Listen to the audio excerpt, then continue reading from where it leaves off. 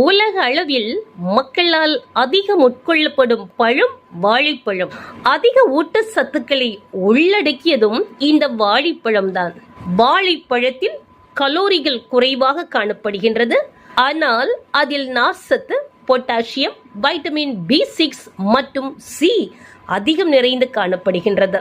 மேலும் முழுவதுமாக பழுத்த பழத்தை விட பாதி பழுத்த பழத்தை சாப்பிடுவதே நன்று.